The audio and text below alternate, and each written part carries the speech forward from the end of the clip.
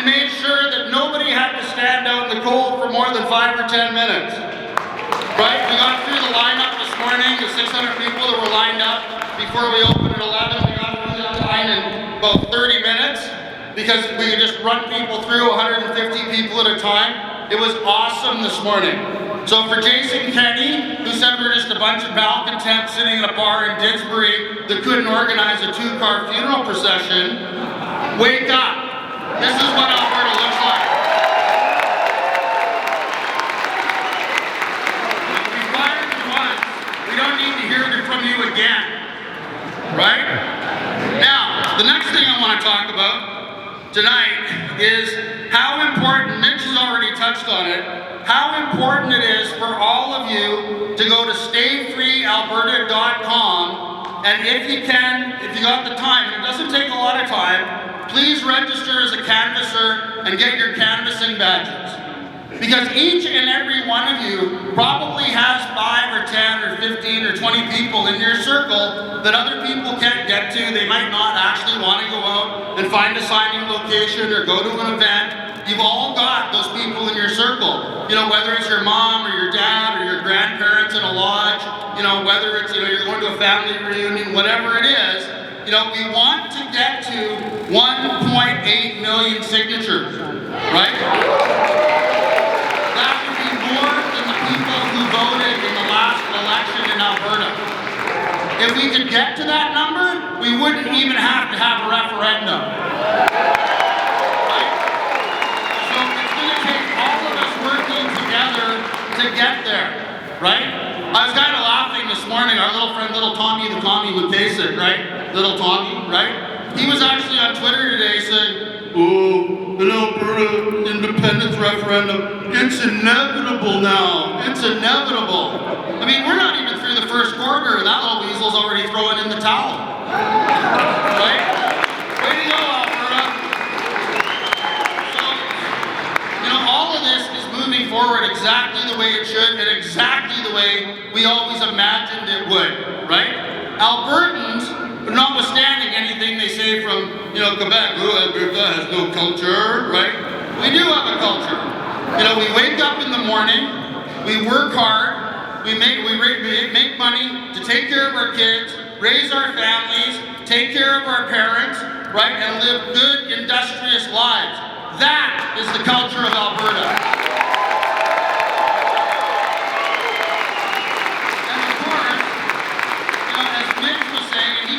Over it because he knows I like to whine about this a little bit, but we all know that the Liberal Party and Mark Carney are an existential threat to the province of Alberta, right?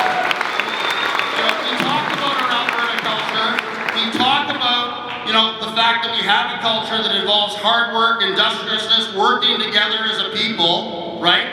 And they want to destroy that culture. And their plan for destroying that culture, you know, is twofold. Mitch touched on, you know, the unchecked issuance of international mobility permits, temporary foreign worker visas, you know, student visas for people that never leave and they don't know where they are, right? Well, we have an over 9.5% unemployment rate in Alberta right now. Our youth unemployment is over 12.5%. Our Indigenous unemployment is over 24%. Does anybody here think we need any temporary foreign workers to take those jobs?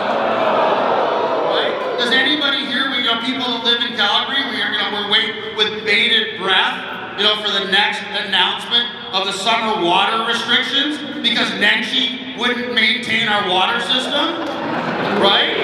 So we live in a city, right? Calgarians live in a city. Thankfully, I live in the country and I have a well.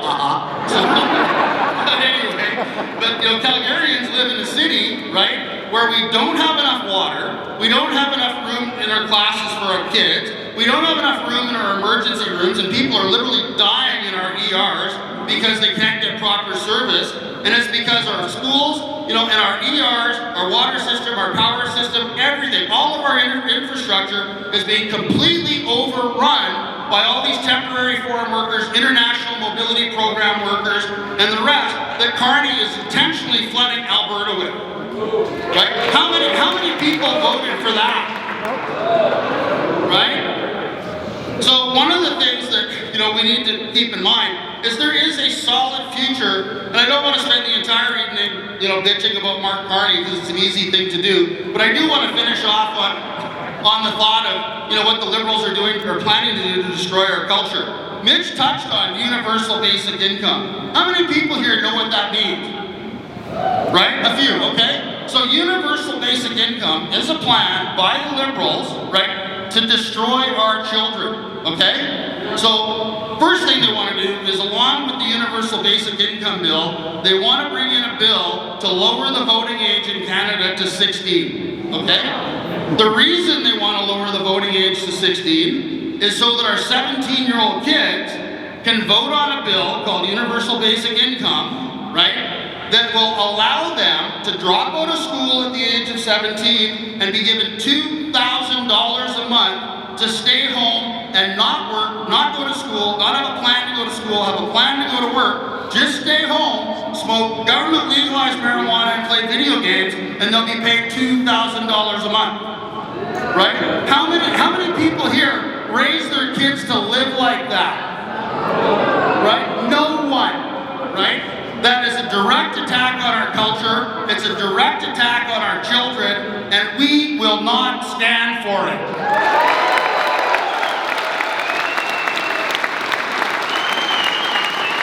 And of course, the easiest way to stop all of this is for all of us to keep doing what we're doing, coming out to events like this, getting our canvassing badges, getting our fellow Albertans to sign what people are calling the Alberta Declaration of Independence petition, right?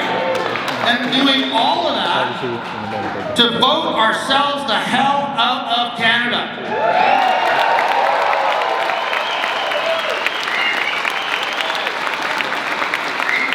The reason we're doing that, and the reason we're doing it, I see lots of parents here with their kids tonight, and I just love it, right? I want to shout out to the two beautiful kids in the front row today with their family, and all the other parents that have brought their children out today to witness their parents signing the Alberta Independence petition. There are lots of kids and lots of families in here today.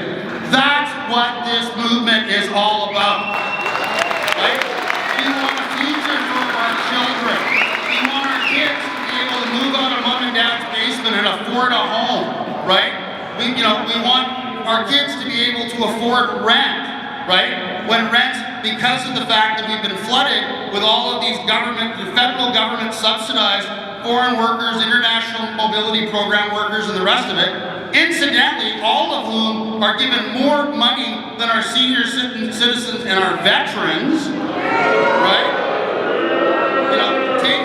Taking apartments, driving up rents, making life in general miserable, because that's how Mark Carney and the globalists want us to live, right? They don't live that way. They fly around in their private jets, they meet in Davos, they all talk about how, we're basically a bunch of sheep that need to be herded and taken care of, according to them, right? Don't eat meat, oh no, cows fart too much, right?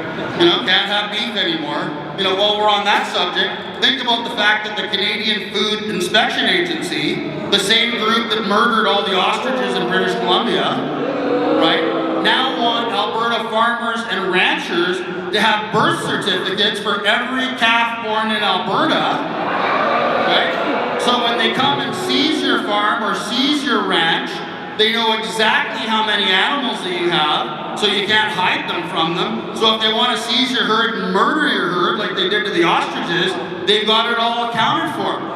Like, what do we say to that? I say, hell no. And again, this is why we say that Carney, that Mark Carney and his government are an existential threat to the province of Alberta. Every time we turn around, they find some new way to make our lives miserable, right? Whether it's the West Coast tanker ban, whether it's, the emission caps, the production cap, the guns, the firearms seizures, needless firearm seizures.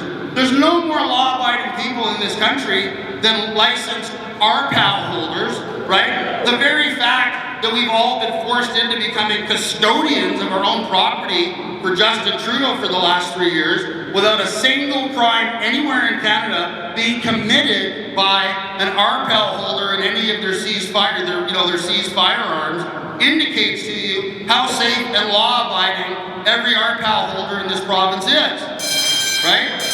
And again, we have Danielle Smith refusing to issue us, oh, hang on, is CSIS in the house? Are they trying to make us clear out of the room, or what? Somebody pulled the fire alarm. Well, I think we're safe to do that. But anyway, that's what we are dealing with on an ongoing basis, right? We need Danielle Smith to pay attention. We need her to issue firearms licenses in Alberta. And above all, stop talking like a globalist. Every time she says, strong Alberta within a united Canada, that's globalist speak for the fact that we're going to keep Alberta under Carney and Communist China's thumb. Right? Let's keep in mind that's what it's all about. Every time she says net zero, that's globalist speak for, you can be taxed to death for producing resources, for working, for driving to work, for producing food on your farms, for trying to go to work to take care of your children. That's what that's all about. If you ever hear any politician pay lip service to the words net zero, here's a big spoiler alert. They're a globalist, and you need to tell them they need to turn their brain around, or we're not going to vote for them. It's that simple. Right? And what have we seen in the last couple of weeks?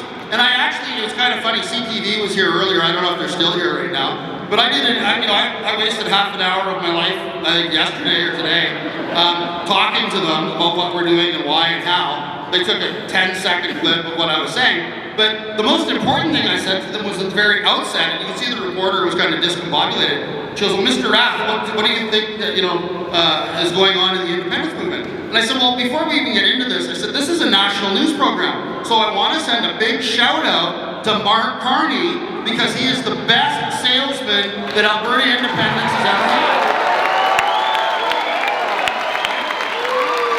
Every time he opens his little mealy mouth, he drives another 100,000 or more Albertans to our banner, right? Let's just look at the last week. And Mitch has already showed you the clip of, Mark Carney. I was actually joking with friends that, he looked like he was on scopolamine when he said, New World Order, right? But, the next day, I don't think he was on drugs, maybe, whatever. But the next day, a reporter asked him what he meant when he said New World Order. All we were experiencing was minor and has been corrected. All right. So, for whoever... What you were doing. Okay, for whoever the forever... So, for whoever the... Attention, please. Oh, come on. Attention, please. The problem we were experiencing was minor and has been corrected. All right. Carry on with what you Wow. This reminds me of my mother-in-law. I can't get a word in edgewise. The problem we were experiencing was minor and has been corrected. Absolutely no cause for concern. Please carry on with what you were doing. All right, there we go. So, I just want to say, for whoever the little forever Canadian or NDP or was that pulled the fire alarm, we know who you are. We see you. Yeah, so, anyway, I kind of lost my train of thought there. But anyway, speaking of which, I was laughing with somebody today, and this will get me back on track, but I heard Nenshi had a hysterical, hissy fit news conference today, all about everything we're doing, and what bad people we are. Right? How many people here think we're bad people? Right? How many people here would ever vote for Naheed Nenshi? Right? Yeah, that's what we're dealing with. So I said to a friend of mine today, I said, oh, did you see Nenshi's speech today? And I said, why would I waste my time doing that? Like, why would I want to hear anything that moron has to say, first of all? And then second of all, just to be clear, right, if Naheed Nenshi says Alberta independence is a bad idea, that is the best endorsement we have that it is a fantastic idea.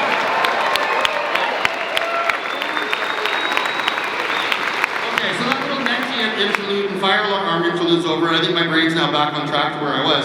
So what I was talking about was Mark Carney and his whole New World Order speech in China. I'm surprised he didn't give his little Illuminati symbol hands thing when he was in China as well, right? Gotta do that. Gotta let the Illuminati know you're on side, right? But anyway, the next day a reporter asks him, because he had a great 3 days. So the next day, he comes out and the reporter asks him, what did you mean when you meant New World Order? And then he goes through a whole bunch of typical word salad that comes out of the mouth of a liberal. And then he says, well, what I really meant by that is bilateral relations, like between like-minded countries. So I went, wow. So Mark Carney, Prime Minister of Canada, says that Canada and the Canadian government is like-minded to the communist dictatorship of communist China. Thank you for confirming everything that we have already thought, right? And then the next day, so of course my friend Keith Wilson has a great line about Carney, and he says, yeah, he doesn't even live in Canada, he just visits from time to time for a day or two, and then he jets off somewhere else, right? So anyway, when Carney was visiting Canada the day after clarifying that by New World Order, he meant that we were like-minded to the communist dictatorship in communist China, so the next day he comes home, and then decides it's a good idea to invoke Article 5 of the NATO Treaty with regard to our friends in the United States of America, right? Well, for those of you that aren't familiar with what Article 5 of the NATO Treaty is, that's the provision of the treaty that requires members of NATO to militarily come to the defense of any NATO country that's attacked. So Carney's not even home for 24 hours after visiting his communist masters in Beijing, right? And he's threatening war with the United States of America under Article 5 of the NATO Treaty. I'm 61 years old, right? I studied foreign policy, Canadian history, when I was doing my honors degree in political science at the University of Alberta. I'm very familiar with the history of Canada, and I have lived experience of 61 years on this planet. At no point in my life, or in anywhere in a Canadian history book that I'm familiar with, has a Canadian Prime Minister ever threatened war with the United States of America, right? Think about how asinine that is, right? Mark Carney is literally like a mouse nibbling on an elephant's toenail, and he thinks that he just has to say elbows up, and Donald Trump is going to roll over, and Mark Carney's going to get everything that he wants. It's completely asinine. But I guess it plays with the voters in Ontario. It may play with the voters in Quebec, but I suspect with our friend Paul Saint-Pierre Plamondon getting elected in Quebec, the liberal days in Quebec may be coming to an end, right? But Mark Carney is literally that big of a buffoon, right? Then he goes to the World Economic Forum. He's had a great 4 days or 5 days, right? Goes to the World Economic Forum, and again, goes out of his way to be gratuitously insulting and rude and all the rest of it to Canada's largest trading partner, right? We literally have hundreds of billions of dollars in trade at risk with the United States of America. As Mitch indicated, almost 90% of all Alberta trade is north-south, not east-west, right? But there's Mark Carney gratuitously insulting the President of the United States without mentioning him by name. And of course, President Trump's reaction the next day was great. He came out to the stage in Davos, literally pantsed Mark Carney, gave him a bare-bottom spanking in front of the entire world, completely humiliated Mark Carney, right? The only thing that Trump didn't do to Carney was drag him off to the washroom and give him a swirly, right? And this is the Prime Minister of Canada, right? Then, I'm doing interviews, the other day, and I'm talking about this with a reporter, and they said, but didn't you hear? Mark Carney came out the other day and says he cares about national unity. I said, wow. Does he care about national unity? That's great. He says, he hasn't repealed the West Coast tanker ban. He hasn't repealed the carbon emissions cap. He hasn't repealed the production cap. He hasn't stopped talking about how the federal government is going to enforce net zero on the Alberta power grid. He hasn't stopped talking about criminalizing, hundreds of thousands of Albertans if they don't turn in their property, which is subject to Section 9213 of the BNA Act, which is exclusive jurisdiction over property and civil rights in the province, but he still thinks he can just come in and seize our property under the criminal law power, right? So he's doing that, right? And then on top of it, and Mitch alluded to it, the ink wasn't even dry, right, on that so-called pipe dream MOU that Danielle signed, right? And Mark Carney was bragging about a 600% increase in the industrial carbon tax in Alberta, right? Yet he and Danielle are going, oh, this is going to bring business to Alberta. Well, wait a minute, right? So 600% increase of a $90 industrial carbon tax. So $540 a ton is what they want to tax carbon with in Alberta, right? It's $30 in Quebec, by the way, right? And somehow or other, this is a good deal, and we should all be jumping up and down for joy that Mark Carney got such a great deal by getting Danielle to concede a 600% carbon tax increase. So when this reporter says, well, Jeff, Mark Carney says that he wants Canada to be united and he cares about unity, my response is, then tell him to stop lacing up his hobnailed boots and trying to kick us all to death with his stupid policies. And again, we know that he won't do that, which, and again, God bless him, because he is the best salesman for Alberta independence that we could ever have.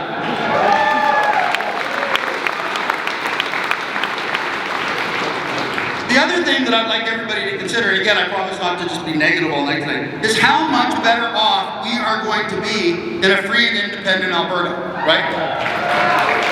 I want everybody to contemplate for a minute the $70 billion a year that Albertans send to Ottawa in the form of federal taxes, CPP, and UI. That's right, $70 billion a year. Leave this province not to come back. $15 billion to Quebec. Oh, that big have-not province of Ontario, 500 million, $500 million to Ontario, the Maritimes, and then all the other waste, right? So Trudeau's electric choo-choo train from Toronto to Montreal. Carney wants to spend $200 billion to rearm Europe. Right? What about the $69 billion that the Liberals have sent to Ukraine? Right?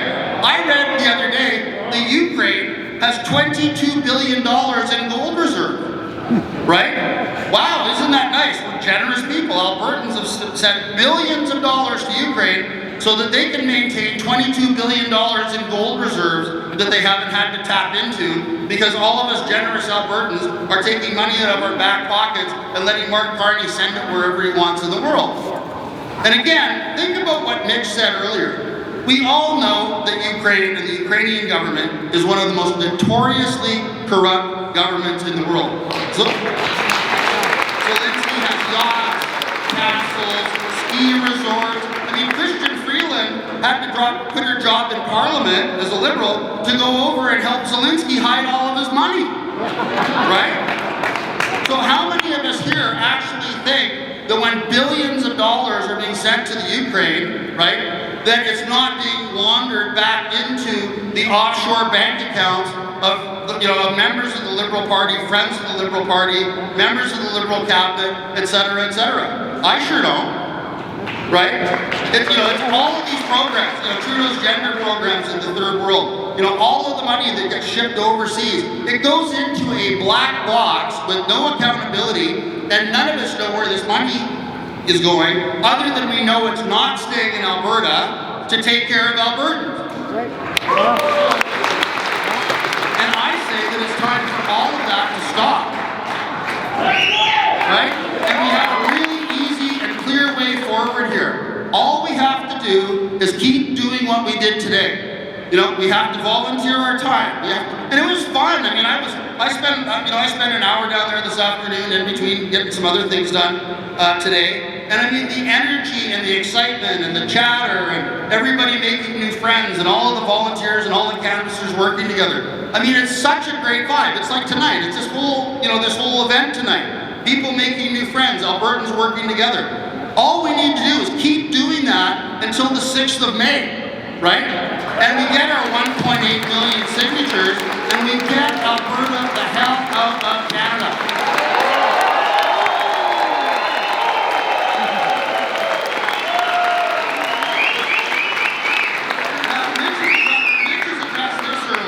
And I do want to speak to a little bit because it's something that comes up with the reporters all the time. We are not pursuing statehood with the United States of America. We are, however, meeting with them on a regular basis because I think it's important for us to be able to come back and tell our fellow Albertans what the attitude is of our most important trading partner when it comes to Alberta independence. I mean, let's face it, this entire project would be dead if the United States government told us, look, you guys are whistling in the dark, and the fact of the matter is, we're not going to support Alberta independence. If you guys try to leave Canada, we won't support it. We'll shut down the border. We won't buy your oil anymore. We're not going to buy your beef. You guys can just behave yourselves, because we're globalists like Carney, and we think you should just shut up and behave. No, but that's not what they're saying. They have told us directly that they are enthusiastic about the prospect of Alberta independence, right?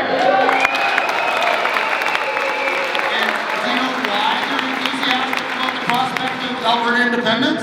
It's because they know. I mean, you see the picture that Mitch put up of the 11 faceless MPs that are communist Chinese agents. We're not allowed to know who they are. I mean, it's obvious from New World Order. Mark Carney's a Chinese agent. There's no doubt about it, right? He's the Prime Minister, and he's governing this country for Brookfield and for China. Right? He's not governing, demonstrably not governing it for Canada or Alberta, right? So, within the U.S. national interest and their new strategic, the new document that they released on U.S. strategic policy, right? They recognize that, that the Alberta oil field, right, needs to be liberated from control by communist China, right? And that means liberating the Alberta oil field from control by the Carney Liberals because the Carney Liberals are controlled by communist China, right? It's pretty straightforward. The other thing that's really remarkable, and I don't know if any of you saw it, but just 2 or 3 days ago, Scott Bessent, the U.S. Treasury Secretary, who arguably is the second most powerful man in the world, right, announced that he would welcome an Alberta pipeline down through the United States to the Pacific Northwest to service the markets of Korea, Japan, etc. in a heartbeat. Now that we've opened the door for Danielle, hopefully she's sending a delegation down to Washington immediately to follow up the work we've been doing to get that done. It's humiliating to Albertans to have to go on bended knee to a socialist government in British Columbia and beg them permission for a pipeline. Right? And I mean, just a little thought for everybody to think about, because that is one of the big, the big things that the forever communists say, and all the CBC people say. Well, if Alberta became independent, you'd be landlocked. It's like, we're landlocked now, right? Completely landlocked, right? But if Alberta were an independent country, even dealing with British Columbia would be so much easier. It's like, okay, BC, you don't want a pipeline through British Columbia? Carney says you have a veto? Okay, well, let's talk about that, right? New independent government of Alberta, country of Alberta. We're really concerned about keeping British Columbia rats out of the province of Alberta, right? And because we're a rat-free province, right, we are going to stop every train and every truck coming out of Vancouver, coming out of British Columbia at the Alberta border.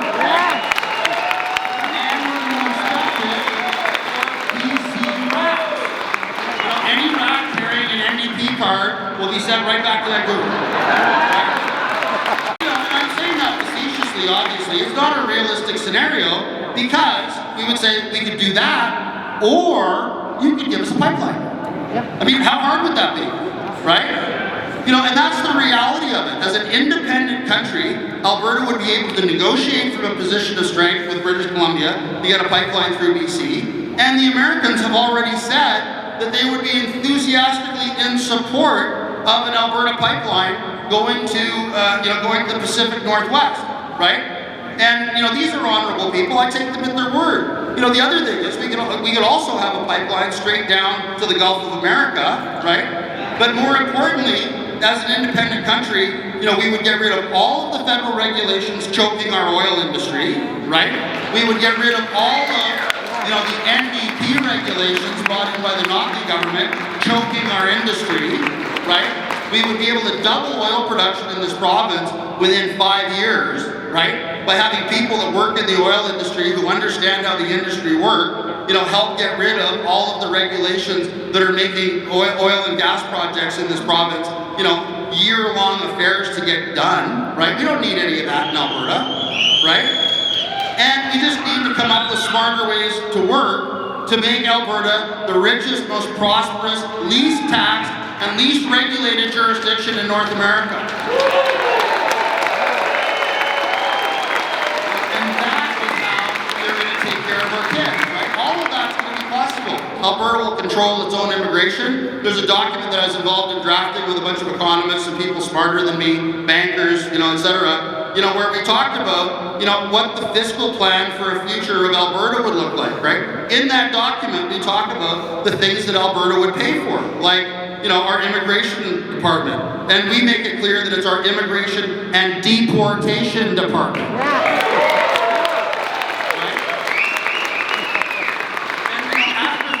After funding everything that the federal government funds currently for us, including tripling the amount of money spent on Indigenous communities to lift them out of the abject poverty that Carney and Trudeau have left them in, we still have communities in this province that don't have safe drinking water.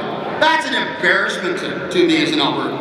It's despicable, right? All of that can be fixed, and then after that, we would still have a $37 to $57 billion a year fiscal capacity surplus. Think about that. And that's where all the tax savings and tax cuts would come from, because a government of an independent Alberta would believe that money needs to be left in our pockets and not held by bureaucrats in Edmonton to spend as they please on ridiculous World Economic Forum projects.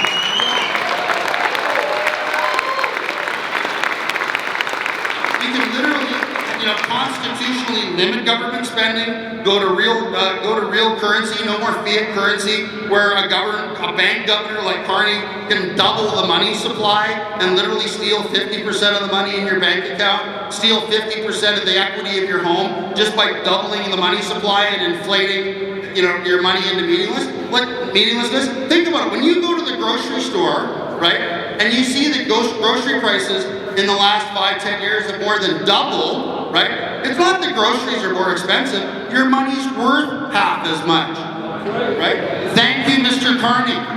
That will not happen in a free and independent Alberta.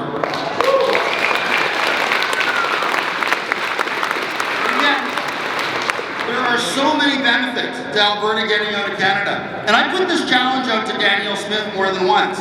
And my challenge for any of them, the forever communists, little commie, the commie, all of them, I want, instead of talking about all your fear and BS about, think about this and think about that, and you don't love Canada, and you're a traitor, and you're this and you're that. No, stop with all of that nonsense.